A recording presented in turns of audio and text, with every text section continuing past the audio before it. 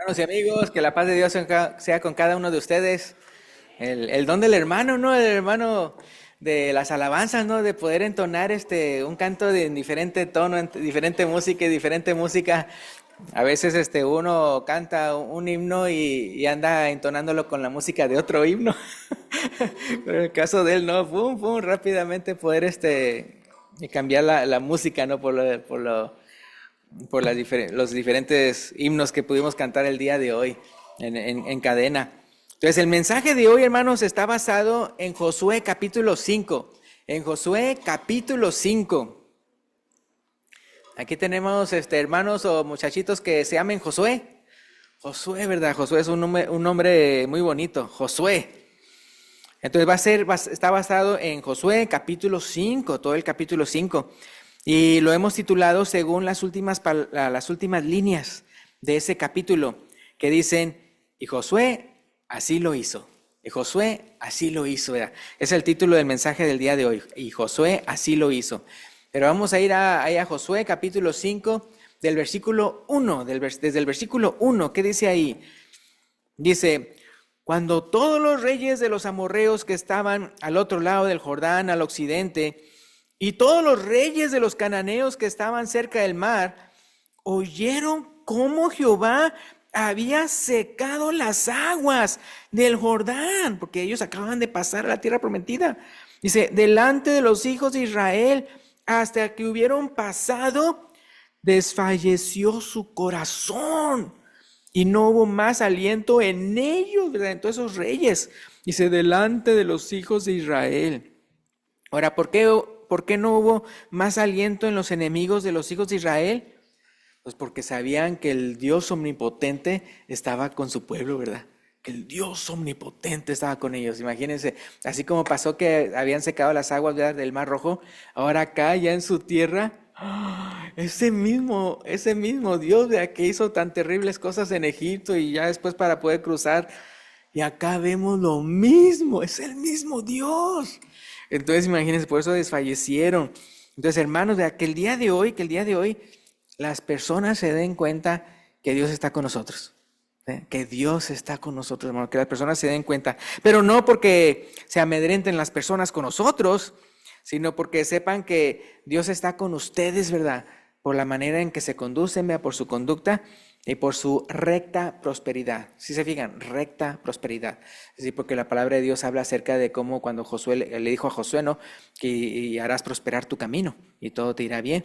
Pero obviamente por eso digo recta prosperidad, porque obviamente el mundo, ¿verdad?, prospera en bienes, materiales y todo eso, pero haciendo trampas y todo ese tipo de cosas, corrupción y todo eso. En el caso de los hijos de Dios, prosperan, pero de manera legítima, la manera recta, honrada.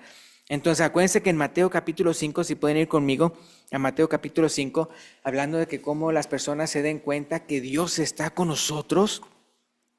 Mateo capítulo 5, versículo 14 al 16. Versículos 14 al 16. Dice así, Mateo 5, 14 al 16. Dice, vosotros sois la luz del mundo.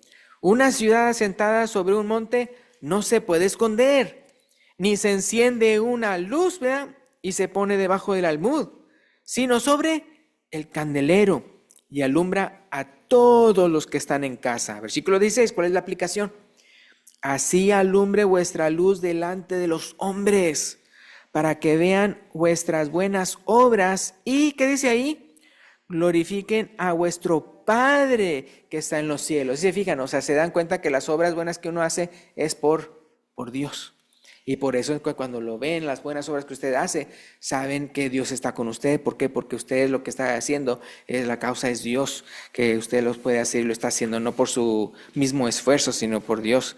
Ahora sí, pueden ir conmigo a Josué 5, volviendo ahí otra vez al pasaje principal de hoy. Josué capítulo 5, voy a leer del 2 al 7. Josué capítulo 5, del 2 al 7. Continuando con ese capítulo. Dice, en aquel tiempo Jehová dijo a José, hazte cuchillos afilados y vuelve a circuncidar la segunda vez a los hijos de Israel. Ay, uno dice, ¿cómo? Circuncidarse por segunda vez. Ahorita lo va a explicar, ¿verdad? No se atemoricen, ahorita lo va a explicar a qué se refiere.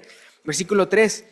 Y Josué se hizo cuchillos afilados y circuncidó a los hijos de Israel en el collado de Aralot. Esta es la causa por la cual Josué los circuncidó. Fíjense, todo el pueblo que había salido de Egipto, los varones, todos los hombres de guerra, habían muerto en el desierto por el camino después que salieron de Egipto. Pues todos los del pueblo que habían salido estaban circuncidados. Mas todo el pueblo que había nacido en el desierto por el camino después que hubieron salido de Egipto, ¿qué dice ahí? No estaba circuncidado. Entonces era la siguiente generación la que no se había circuncidado. Versículo 6.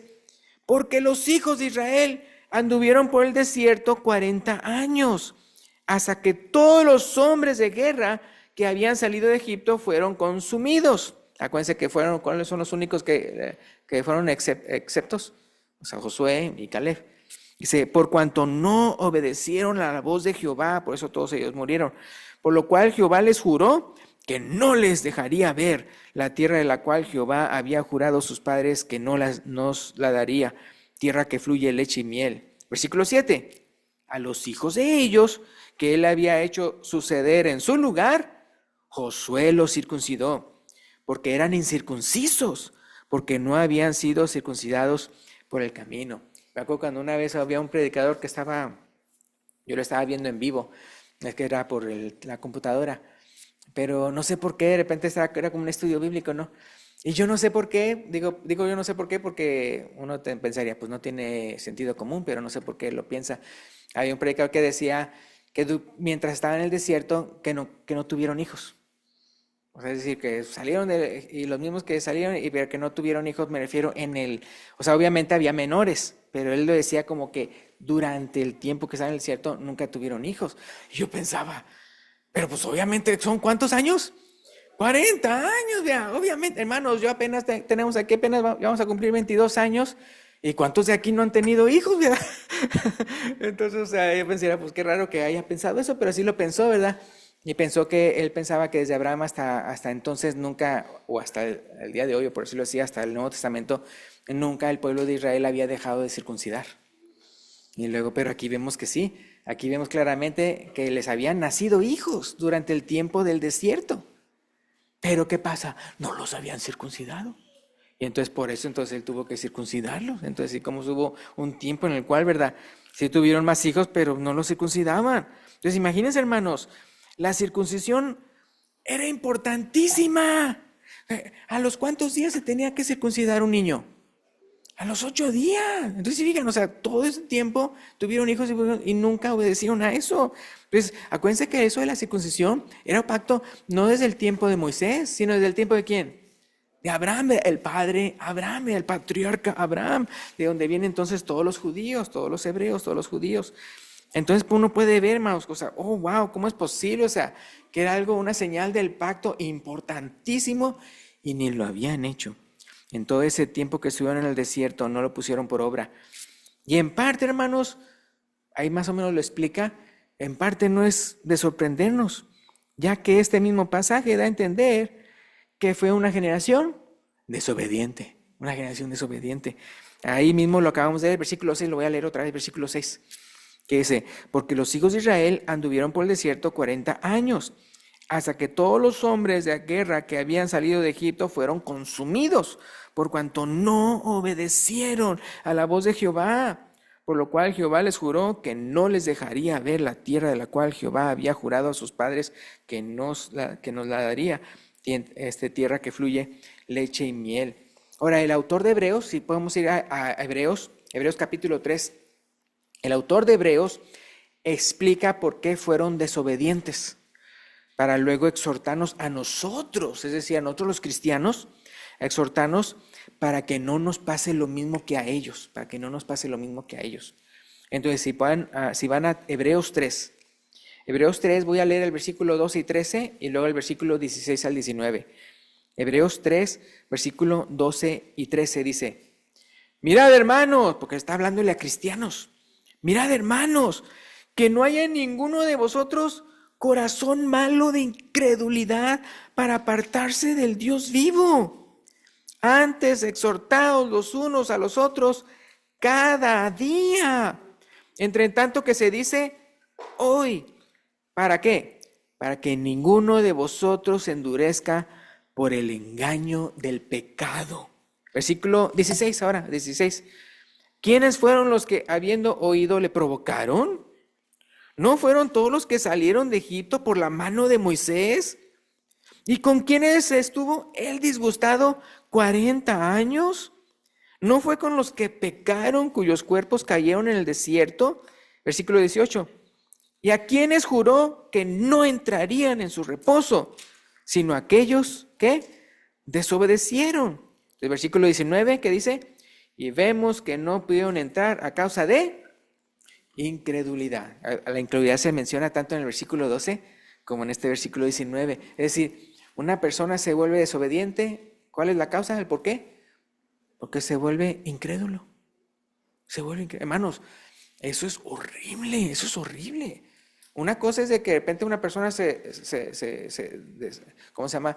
Se desobedezca, ya sea por un apetito carnal y todo eso, que uno pide perdón a Dios y todo eso, pero cuando es por incredulidad, Hebreos mismo lo explica, que prácticamente pues esa persona ya es una apóstata, que ya no hay remedio. Entonces por eso es tan importante, hermanos, cultivemos nuestra fe en Dios, es bien importante. Porque qué feo cuando de repente nos volvemos desobedientes, ya está, porque ni siquiera creemos todo lo que hemos leído en la Santa Palabra, ¿verdad? Entonces, hermano, la fe, si no la sigues cultivando, la puedes perder. En el nombre de Jesús, hermano, no se deje engañar por el pecado, ¿verdad? En vez de tener un corazón malo de incredulidad, ten un corazón lleno de fe en el Dios vivo, ¿verdad? Lleno de fe en el Dios vivo, ¿verdad? Pasando a lo que sigue, a Josué capítulo 5, versículo 8 y 9. Josué capítulo 5, versículo 8 y 9. Dice así, Josué capítulo 5, versículo 8 y 9. Y cuando acabaron de circuncidar a toda la gente, se quedaron en el mismo lugar en el campamento, hasta que sanaron. Versículo 9. Y Jehová dijo a Josué, hoy he quitado de vosotros el oprobio de Egipto. Por lo cual el nombre de aquel lugar fue llamado Gilgal hasta hoy. Ahora sí, fijan, ¿quién dijo eso? Uno al principio piensa, Josué se lo dijo a los hijos de Israel. No, fíjense lo que dice el versículo ahí, versículo 9. Y Jehová dijo a Josué, si se fijan, es Dios diciendo esto. Hoy he quitado de vosotros el oprobio de Egipto. Entonces, hermanos, en aquel entonces así era, como entraban en un pacto con Dios. Esa era la manera en que entraban con un pacto con Dios. Y retiraban de sus vidas, por decirlo así, el oprobio de Egipto. Esa era la manera en que lo hacían. Ahora, el día de hoy, bajo el nuevo pacto, el vocabulario es el siguiente. Entonces vamos a ver varias citas así como he quitado el oprobio de Egipto. Acuérdense que representa el pecado, de ser esclavos del pecado y todo eso. Entonces, ¿qué dice? Vamos a ir al Nuevo Testamento, varias citas. Hechos 22:16. ¿Cuál es el lenguaje ya para nosotros? Bajo el antiguo pacto era la circuncisión. En el nuevo pacto es el bautismo. Pero a lo que voy es ver cómo, así como dice que retiraba el oprobio, acá en el Nuevo Testamento es eso de lavar nuestros pecados. Entonces dice Hechos 22:16. Hechos 22:16 dice, ahora pues, ¿por qué te detiene? Le está diciendo Ananías a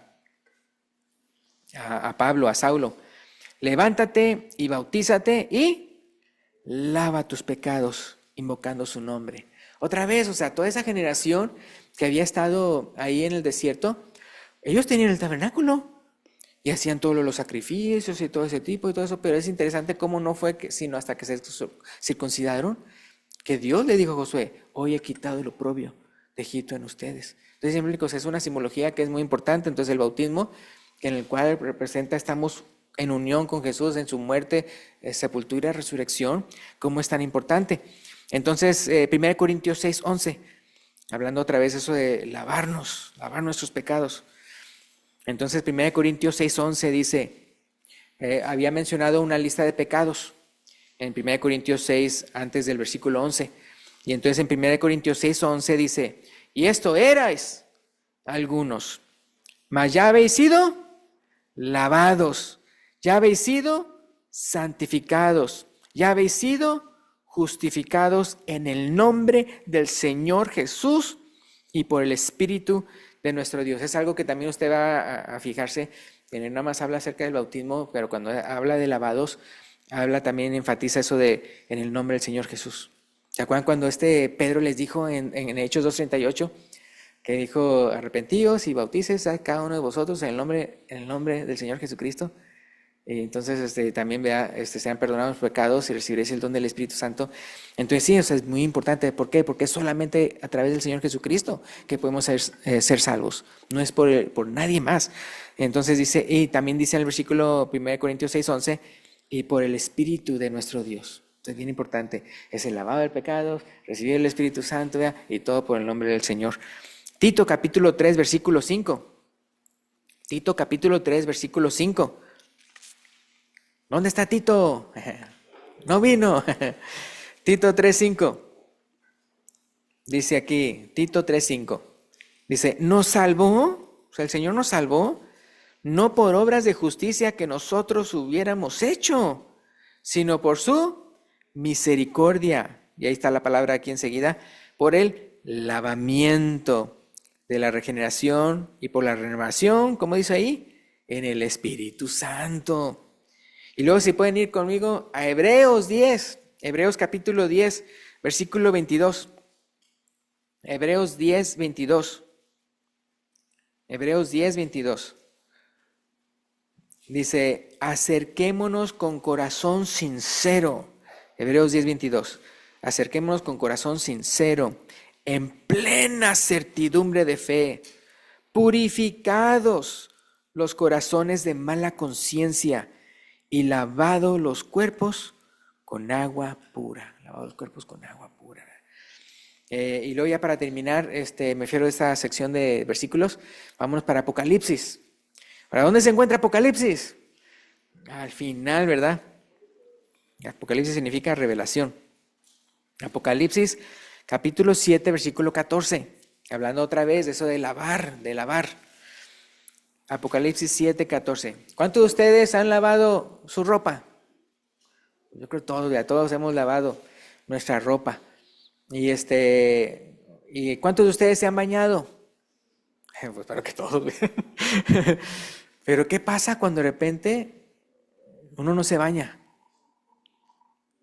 No sé si ustedes escucharon, yo vi un video no me acuerdo en qué estado era, que había unos niños que por 4 años o 5 estuvieron encerrados aquí en Estados Unidos. O sea, la mamá nada más venía para dejarles algo de comida y todo eso, pero todo era un chiquero, o sea, toda la casa, todo así, es de cuenta que bien cochino. Y los niños ya eran de 15, 13 y 12, pero los había abandonado desde 4 o 5 años antes. Entonces no se bañaban. O sea, entonces era un chiquero y, o sea, el baño y todo, o sea, era lo peor. Entonces imagínense, o sea, a uno estar así bien cochino con el pecado y de repente Dios lo lave a uno. Así como cuando le dijo al pueblo de Dios, hoy les he quitado el oprobio. Gracias a Dios que solamente Él nos puede lavar de nuestros pecados, hermanos. Solamente Él. Porque Él fue el único que pagó por nuestros pecados, hermano. Entonces sí, o sea, antes estábamos cochinos con pecado, de lo peor, de ese tipo de, ¿cómo se llama? De cochambre que hay que tallar, pero bien tallado, ¿verdad? Para que salga toda la mugre. Pero entonces fíjense lo que dice Apocalipsis 7:14, salud. Apocalipsis 7:14. Yo le dije, Señor, tú lo sabes, ¿verdad? Cuando le dijo, ¿quién es esta multitud aquí? Y Él me dijo, estos son los que han salido de la gran tribulación y ¿qué dice? Han lavado sus ropas y las han emblanquecido, ¿qué dice ahí? En la sangre del Cordero, ¿verdad? Y luego fíjense el privilegio de aquellas personas que lo han hecho, lo que dice Apocalipsis 22:14. Apocalipsis 22:14. Apocalipsis 22:14 dice, bienaventurados los que lavan sus ropas. Ya dijimos de qué manera, emblanquecido con la sangre del Cordero. Para tener ¿qué? Derecho al árbol de la vida. Es por eso que Adán y Eva, una vez que pecaron, no, ya después había querubines, ángeles y una espada, ¿verdad?, con fuego que se revolvía para que ya no pudieran tomar. Ya no tenían derecho. Ya escogieron el otro árbol, el árbol equivocado y no el correcto. Y bienaventurados los que lavan sus ropas para tener derecho al árbol de la vida y para entrar por las puertas en la ciudad. Hermanos, ¿alguna vez va a pasar eso, hermano? Imagínense que de repente se muera hoy, ¡pum! Ay, bueno, no se preocupe, no sé. Pero de repente, y de repente ya todos nos vayamos, o que el Señor venga el día de hoy, ya, ¡zas! Yo no sé qué día de la semana va a venir Jesús, pero yo imagino que tal vez un primer día de la semana, pero no sé, ¿verdad? No sé. Pero imagínense que venga y que de repente vamos y de repente vemos la santa ciudad, las calles de oro, mar de cristal, una cosa, pero tremenda, y de repente viéndolos a los hermanos, ¡hola! ¿Qué sabe qué? Y todo. Imagínense si los apóstoles pudieron reconocer a Moisés, ¿y cuál era el otro? Elías, ¿verdad? Lo pudieron reconocer y no porque tuvieran aquí una... Mi nombre es Elías. Sí. O no porque Moisés estuviera ahí con las tabletas, ¿verdad? Con las tablas, sino... Entonces Dios nos da el conocimiento, ¿no?, de todo eso. Entonces imagínense, algún día va a pasar eso, hermanos, algún día. Y hay unas personas que dicen, ay, pero toda una eternidad. Pues sí, porque eso le va a tomar a Dios toda una eternidad para mostrarnos a nosotros toda su gloria, qué bonito. Entonces aquí dice, por entrar a las puertas de la ciudad. Continuando con el pasaje principal el día de hoy, Josué capítulo 5. Josué capítulo 5, versículo 10 al 12. Josué 5, 10 al 12. Dice, y los hijos de Israel acamparon en Gilgal y celebraron la Pascua a los 14 días del mes por la tarde en los llanos de Jericó. Al otro día de la Pascua comieron del fruto de la tierra los panes sin levadura y en el mismo día espigas nuevas tostadas. Y el maná cesó el día siguiente, desde que comenzaron a comer del fruto de la tierra, y los hijos de Israel nunca tuvieron maná, sino que comieron de los frutos de la tierra de Canaán aquel año. Imagínense todos esos 40 años en el desierto, estuvo el maná. Nada más ya, pum, entraron a la tierra prometida, ya no, qué cosas, o sea. Entonces muchos quieren siempre explicar todas esas cosas desde el punto de vista natural, o cosas así, de cosas que pasan en la naturaleza, pero uno puede ver, o sea, cómo, cuando inicia, cuando se detiene, y se acuerdan qué día era cuando no bajaba, el día de reposo no bajaba. Entonces, podemos ver que Dios intervenía de una u otra manera, siempre intervenía con esas cosas de manera milagrosa. Ahora, no sé si se dieron cuenta de lo que acabamos de leer, pero no fue sino hasta que se circuncidaron que participaron de la Pascua. No fue hasta que se circuncidaron que entonces participaron de la Pascua. Entonces, el hermano ya lo mencionó, ¿verdad? Hermano Cristóbal, pero así también la cena del Señor. No la toman los que no se han bautizado, ¿ya?, los que no han entrado en un pacto con Dios. Entonces los papás ya deben de enseñar a sus hijos eso, ¿vea? Yo me acuerdo cuando era niño, yo crecí en la iglesia y yo sabía, ¿vea?, que la cena del Señor era para los bautizados, ¿vea? Y ya cuando ya me bauticé yo me bauticé a los 18 años, ¿vea?, que entonces sí, ya entonces participé, ¿no? Porque ya había entrado en un pacto con Él. Entonces los papás deben enseñarle eso a sus hijos, ¿verdad?, que ya cuando crezcan y se bauticen es cuando pueden participar de los elementos. ¿Y para qué son? Como dijo Jesús, en memoria de mí, ¿verdad? Entonces antes no, entonces la cena del Señor es para los que ya hemos entrado en un pacto con Dios. Y es que ya para terminar, veremos un relato interesante ya al final del capítulo 5. Ahí está ahí incluido ahí en el capítulo 5 un relato. Fíjense lo que dice ahí Josué capítulo 5. Versículo 13 al 15, ya para terminar el capítulo. Josué capítulo 5, versículo 13 al 15. Fíjense que este relato nos recuerda que cuando nos bautizamos, no nada más Dios nos quita el oprobio, por decirlo así, de Egipto, sino que también no solamente estamos confesando que Jesús es nuestro Salvador, sino que Jesús es nuestro Señor. Que Jesús es nuestro Señor. Entonces, versículo 13, vamos a leerlo. Josué 5, 13 al 15. Estando Josué cerca de Jericó, alzó sus ojos y vio un varón que estaba delante de él, el cual tenía, ¿qué dice ahí? Una espada desenvainada en su mano. Y Josué, yendo hacia él, le dijo: ¿eres de los nuestros o de nuestros enemigos? Él respondió: no, mas como príncipe del ejército de Jehová he venido ahora.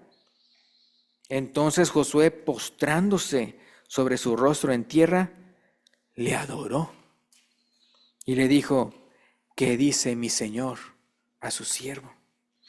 Y el príncipe del ejército de Jehová respondió a Josué: quita el calzado de tus pies, porque el lugar donde estás, ¿qué dice? Es santo. Y Josué así lo hizo. ¿Se acuerdan de una referencia anterior que quita el calzado de tus pies? En Moisés y la zarza ardiendo. Y se menciona entonces, este príncipe de los ejércitos de Jehová viene siendo una teofanía. Y más específicamente hablando de la segunda persona de la deidad, que viene siendo el Señor Jesucristo. Entonces, da cuenta que el Señor Jesucristo, preencarnado, es decir, antes de que Él encarnara, acuérdense que Él fue desde el principio, eso lo menciona Juan, ¿verdad? En el principio era el Verbo, y el Verbo era con Dios, y el Verbo era Dios. Y ya después, ¿verdad? Desde que vino aquí a la tierra, ¿verdad? Pero vemos de aquí una teofanía. Y entonces por eso cuando dice: ¿eres de los nuestros o no, verdad? Le dijo: no. ¿Por qué? No es de que yo esté con usted, o sea, no es de que Dios esté con nosotros, sino que nosotros estemos del lado de Él. ¿Sí se me explico? Eso se trata. No se trata que si Dios está del lado mío, no, se trata que nosotros estemos del lado de Él, del lado de Él. Entonces por eso Él se dio cuenta. No, o sea, yo no estoy comandándolo a Él es, ¿verdad? El que es mi Señor, ¿verdad? Por eso le dijo: ¿qué dice mi Señor a su siervo, ¿verdad? Entonces así igualmente el día de hoy, cuando entonces nos bautizamos, no estamos solamente reconociendo que es nuestro Salvador, sino que Él es nuestro Señor. Él manda, ¿verdad? Él nos manda y nosotros tenemos que ser obedientes como siervos, como dijo Josué, ¿verdad? Y así como dice al final, y Josué así lo hizo, Josué así lo hizo. Entonces, ya para terminar, simplemente quería mencionar la cita de Romanos 14:9, Romanos 14:9, que vemos que no solamente es el hecho de que nos bautizamos, nada más confesamos con eso que Él es nuestro Señor y Salvador, sino que también cuando Jesús murió por la humanidad, no solamente murió para salvarnos, sino también para ser Señor de nosotros. Eso lo dice Romanos 14:9. Romanos 14:9, que dice: porque Cristo para esto murió y resucitó y volvió a vivir. ¿Para qué? Para ser Señor, así de los muertos como los que viven. Porque prácticamente lo que Él hizo al morir por nosotros es, pues, pagar por la humanidad. Pues entonces, da cuenta que entonces ya nosotros entonces Él es nuestro Señor. No nada más nuestro Salvador, sino nuestro Señor. Ahora, eso sí, muy interesante. Él es Señor de todos. ¿Se acuerdan cuando dijo: toda potestad me es dada en los cielos y en la tierra? Pero Él solamente es Salvador para los que le obedecen, ¿sí? O sea, Él es Señor de todos. O sea, nadie se salva de que, no, pues si no me bautizo, Él no va a ser mi Señor. No, o sea, al final de los días, vea, dice, en Hechos dice, creo que es el apóstol Pedro o Pablo diciendo: Él nos mandó a predicar, que le prediquemos a todo mundo que Él es juez de vivos y de muertos. Entonces, hablando de Jesús. Entonces, por eso el día de hoy, viendo la escritura aquí de Josué capítulo 5, o sea, ve, ¿verdad? Que cómo no nos pase como esa generación que quedó en el desierto, y tampoco seamos de la manera de que los hijos ni siquiera estaban, ¿qué? Ni siquiera estaban circuncidados, o sea, ni siquiera a sus hijos los habían enseñado del pacto hacia con Dios. Entonces, en el caso de nosotros también, ¿verdad? A la generación que viene, a nuestros hijos, enseñarles de Dios. Entonces por eso es muy importante, si les quería decir a los papás, acuérdense que a las 11:15 hay clases bíblicas. A las 11:15 hay clases bíblicas, no nada más para nosotros los adultos, sino también para nuestros hijos. Entonces sí, o sea, que no se pierdan sus hijos de sus clases bíblicas, o sea, para que también ellos estén aprendiendo, así como aprenden en la escuela, cosas de matemáticas, inglés y todo eso, que también sus hijos, vea, así como una clasecita bíblica, también a las 11:15 vengan para que también ellos, vea, estudien la palabra a su nivel, a su nivel. Pues gracias y Dios los bendiga.